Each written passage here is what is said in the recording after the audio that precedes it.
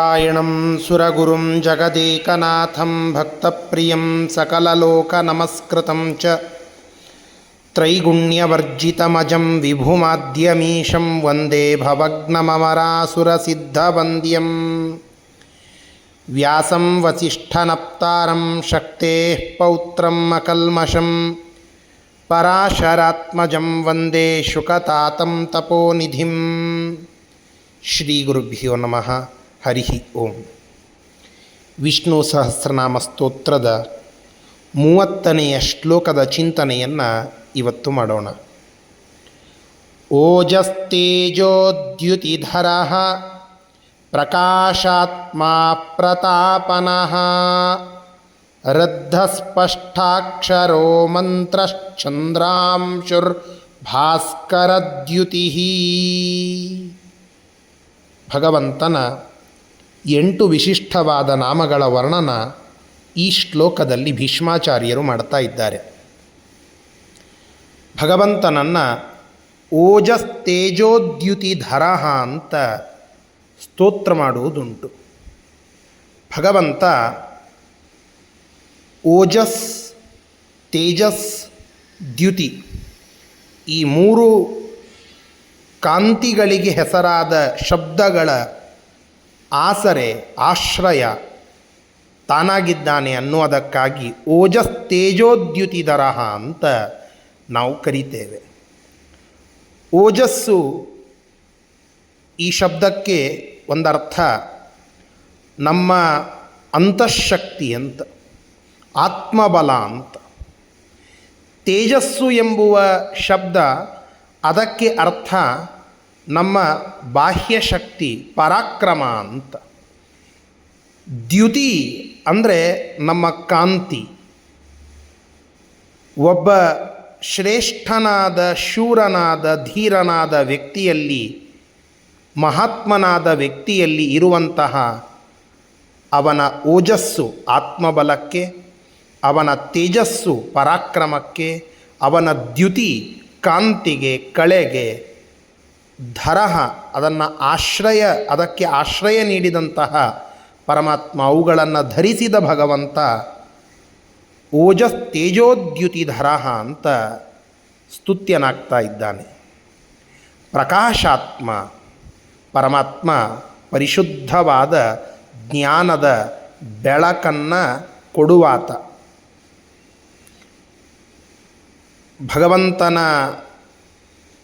ಅನುಗ್ರಹದಿಂದ ಅರಿವಿನ ಜ್ಞಾನದ ಬೆಳಕು ನಮ್ಮ ಜೀವನದಲ್ಲಿ ಮೂಡುವುದುಂಟು.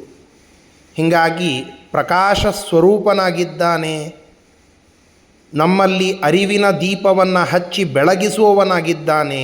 ಆದ್ದರಿಂದ ಪ್ರಕಾಶಾತ್ಮ ಅಂತ ನಾವು ಪರಮಾತ್ಮನನ್ನು ಸ್ತೋತ್ರ ಮಾಡುವುದುಂಟು. ತೇಷಾಂ ಆದಿತ್ಯವ ಜ್ಞಾನಂ ಪ್ರಕಾಶಯತಿ ತತ್ಪರಂ. ಗೀತೆ ಹೇಳುವಂತೆ ಭಗವಂತ ಪ್ರಕಾಶಾತ್ಮ. ಪ್ರತಾಪನಃ, ಪ್ರತಾಪ ಅಂತಂದರೆ ಚೆನ್ನಾಗಿ ಸೂರ್ಯಾದಿಗಳಲ್ಲಿ ನಿಂತು ತಾಪನ ಅಂದರೆ ಜಗತ್ತಿಗೆ ಆ ತಾಪವನ್ನು ಕೊಡುವಂತಹದ್ದು. ಸೂರ್ಯನೊಳಗಿರುವ ಭಗವಂತ ಪ್ರತಾಪನ ಅಂತನ್ನುವ ಹೆಸರಿನಿಂದ ಸ್ತುತ್ಯನಾಗಿದ್ದಾನೆ. ಪ್ರಕರ್ಷೇಣ ಸೂರ್ಯಾದಿಷು ಸ್ಥಿತ್ವ ತಾಪಯತಿ ಇತಿ ಪ್ರತಾಪನ ಅಂತ. ಇನ್ನೊಂದು ಪ್ರತಾಪ ಅಂತಂದರೆ ಶತ್ರುಗಳನ್ನು ಸಂಹರಿಸುವ ಸಾಮರ್ಥ್ಯ ಅಂತ.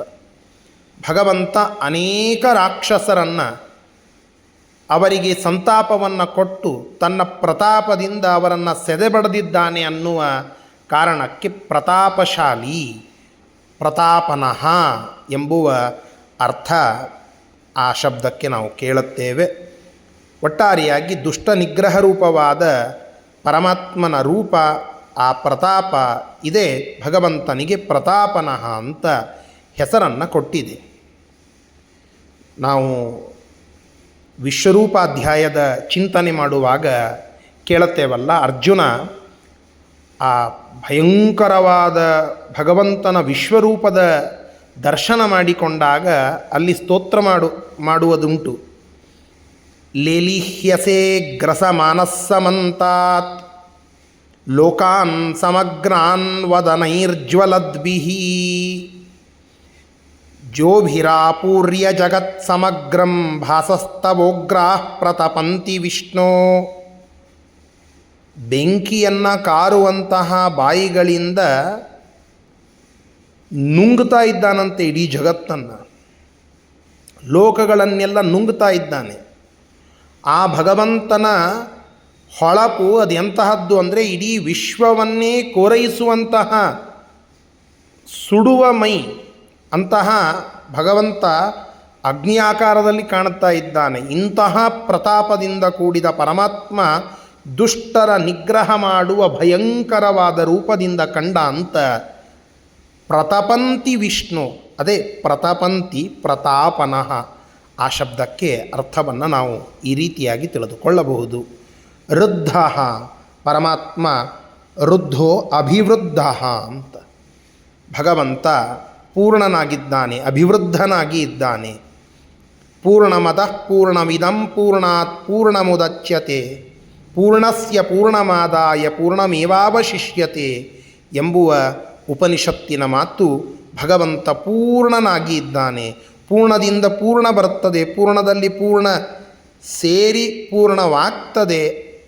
ಭಗವಂತನೇ ಪೂರ್ಣ, ಅವನು ಅಭಿವೃದ್ಧ. ಆದ್ದರಿಂದ ವೃದ್ಧ ಅಂತ ಪರಮಾತ್ಮನನ್ನು ಕರೆಯೋದುಂಟು. ಸ್ಪಷ್ಟಾಕ್ಷರೋ ಮಂತ್ರ ಅಂತ ಇಲ್ಲಿ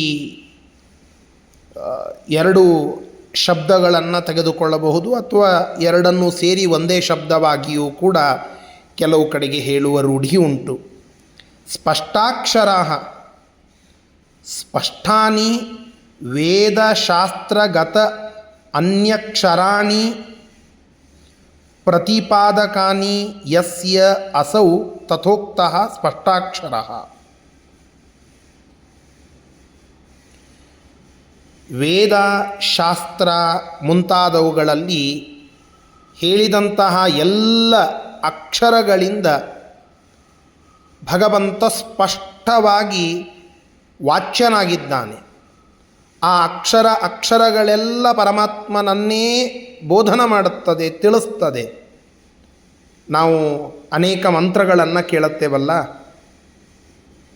ಅಷ್ಟಾಕ್ಷರ ಮಂತ್ರಗಳು, ದ್ವಾದಶಾಕ್ಷರ ಮಂತ್ರಗಳು, ಪಂಚಾಕ್ಷರ ಮಂತ್ರಗಳು, ಈ ಏನೇನು ಏಕಾಕ್ಷರದಿಂದ ಹಿಡಿದುಕೊಂಡು ಅನಂತಾಕ್ಷರಗಳಿಂದ ಸ್ತುತ್ಯನಾಗುವಂಥವನು ಪರಮಾತ್ಮನೇ. ಸ್ಪಷ್ಟವಾಗಿ ಅಕ್ಷರಗಳಿಂದ ಸ್ತುತ್ಯನಾಗುವ ಪರಮಾತ್ಮ ಸ್ಪಷ್ಟಾಕ್ಷರ ಅಂತ. ಅಕ್ಷರಗಳು ಭಗವಂತನನ್ನೇ ತಿಳಿಸುವಂತಹದ್ದು. ಅಂ ಅಜಾಯ ನಮಃ, ಇಂ ಇಂದ್ರಾಯ ನಮಃ, ಇಂ ಈಶಾನಾಯ ನಮಃ. ಹೀಗೆ ಅ ಆ ಈ ಎನ್ನುವ ಪ್ರತಿ ಅಕ್ಷರ ಪ್ರತಿ ಪದ ತಿಳಿಸುವಂತಹದ್ದು ಭಗವಂತನನ್ನು. ಆದ್ದರಿಂದ ಸ್ಪಷ್ಟವಾಗಿ ಸಕಲ ಅಕ್ಷರಗಳಿಂದ ಸ್ತುತ್ಯನಾದವನು ಪರಮಾತ್ಮ. ಆದ್ದರಿಂದ ಸ್ಪಷ್ಟಾಕ್ಷರ ಅಂತನ್ನುವ ಪರಮಾತ್ಮನ ಹೆಸರು ಅತ್ಯಂತ ಸಿದ್ಧವಾಗಿದೆ, ಅದು ಸ್ಪಷ್ಟವಾಗಿದೆ. ಚಂದ್ರಾಂಶು ಮಂತ್ರ, ಮಧ್ಯದಲ್ಲಿ ಮಂತ್ರ, ಸ್ಪಷ್ಟಾಕ್ಷರ ಮಂತ್ರ. ಮಾನಾತ್ ತ್ರಾಯತೆ ಇತಿ ಮಂತ್ರ ಅಂತ. ಮಾನಾತ್ ತ್ರಾಯತೆ ಇತಿ ಮಂತ್ರ. ಭಗವಂತನನ್ನು ಮಂತ್ರ ಅಂತ ಕರೆಯುವುದುಂಟು.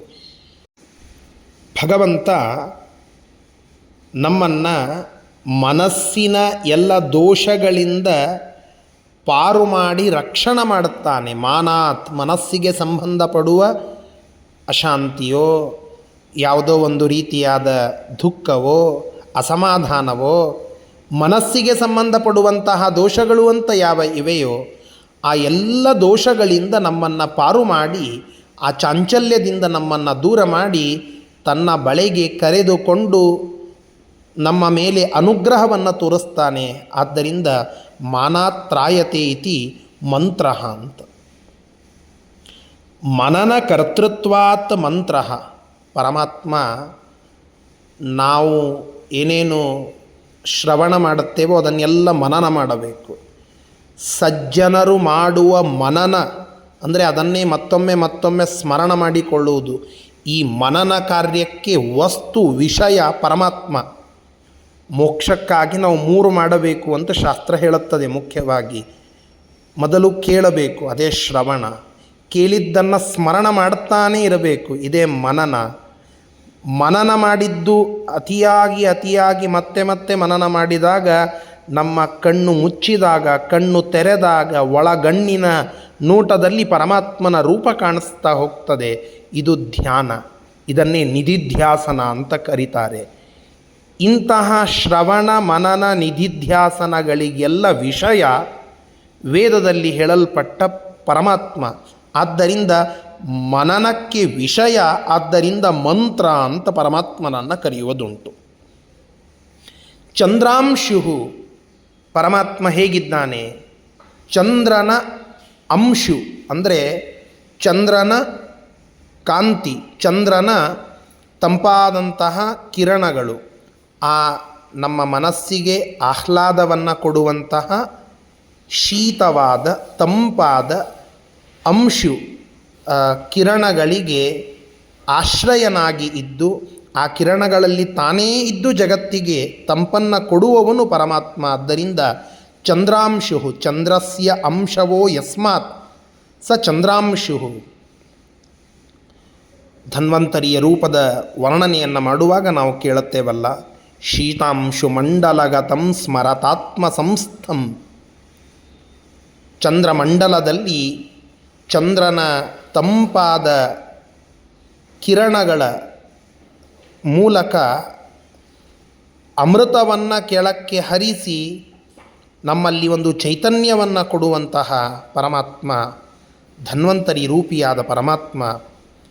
ಆ ಚಂದ್ರಾಂಶವಾದ ಭಗವಂತನಿಂದ ನಮ್ಮಲ್ಲಿ ಇರುವ ಎಲ್ಲ ದುಃಖಾದಿ ದೋಷಗಳು, ರೋಗ ರುಜಿನಗಳೆಲ್ಲ ನಾಶವಾಗಿ ಹೋಗ್ತವೆ. ಅಂತಹ ಚಂದ್ರಾಂಶವಾದ ಪರಮಾತ್ಮ ನಮ್ಮ ಜೀವನದ ಎಲ್ಲ ದುಃಖಾದಿಗಳನ್ನು ಕಳೆಯುವ ಪರಮಾತ್ಮ ಚಂದ್ರಾಂಶು ಅನ್ನುವ ಹೆಸರಿನಿಂದ ಪ್ರಸಿದ್ಧನಾಗಿದ್ದಾನೆ. ಭಾಸ್ಕರ ದ್ಯುತಿ, ಇದೆಷ್ಟು ವಿಚಿತ್ರ ನೋಡಿ. ಚಂದ್ರನ ತಂಪಾದ ಕಿರಣಗಳಲ್ಲಿಯೂ ಪರಮಾತ್ಮ ಬೇಕು. ಅದರಂತೆ ಬೆಳಿಗ್ಗೆ ಆದ ಕ್ಷಣದಲ್ಲಿ ನಮ್ಮಲ್ಲಿ ಚೈತನ್ಯ ಬರಬೇಕು ಅಂದರೆ ಸೂರ್ಯನ ಕಿರಣಗಳು ಬೇಕು. ಆ ಸೂರ್ಯನಲ್ಲಿ ಇರುವ ಕಾಂತಿ, ಅವನ ಕಿರಣಗಳು ನಮ್ಮಲ್ಲಿ ಆ ಬೆಳಗಿನಿಂದ ಸಿಗುವಂತಹ ಒಂದು ಪ್ರೋಟೀನ್, ವಿಟಾಮಿನ್ ಮುಂತಾದ ಎಲ್ಲ ಸೂರ್ಯನ ಕಿರಣಗಳಿಂದ ಸಿಗುವಂತಹ ದೈಹಿಕ ಸಂಪತ್ತು ಅದು ಬೇಕು ಅಂದರೆ ಅದರೊಳಗೆ ಇರುವಂತಹ ಪರಮಾತ್ಮನೇ ಬೇಕು. ಹೀಗಾಗಿ ಭಾಸ್ಕರ ದ್ಯುತಿ, ಸೂರ್ಯನ ಕಾಂತಿಗೆ ಕಾರಣನಾದಂಥವನು. ಅನೇಕ ಸೂರ್ಯರ, ಸಾವಿರಾರು ಸೂರ್ಯರ ಒಂದು ಪ್ರಖರವಾದ ಕಾಂತಿಯನ್ನು ಕೂಡಿಸಿದರೂ ಪರಮಾತ್ಮನ ಕಾಂತಿಗೆ ಸಮವಾಗುವುದಿಲ್ಲ. ಚಂದ್ರನ ತಂಪಾದ ಕಿರಣಗಳೂ ಪರಮಾತ್ಮನೇ, ಸೂರ್ಯನ ಪ್ರಖರವಾದ ಕಿರಣಗಳೂ ಭಗವಂತನೇ. ಈ ವಿಶಿಷ್ಟವಾದ ಗುಣ ಅದು ಪರಮಾತ್ಮನಲ್ಲಿ ಉಂಟು. ಆದ್ದರಿಂದ ಭಾಸ್ಕರ ದ್ಯುತಿ ಅನ್ನುವ ಹೆಸರು ಪ್ರಖ್ಯಾತವಾಗಿದೆ. ಇಂತಹ ಅನೇಕ ನಾಮಗಳಿಂದ ಸ್ತುತ್ಯನಾದ ಪರಮಾತ್ಮ ನಮ್ಮನ್ನು ರಕ್ಷಿಸಲಿ ಅಂತ ಪ್ರಾರ್ಥನೆ ಮಾಡೋಣ. ಶ್ರೀಕೃಷ್ಣಾರ್ಪಣಮಸ್ತು.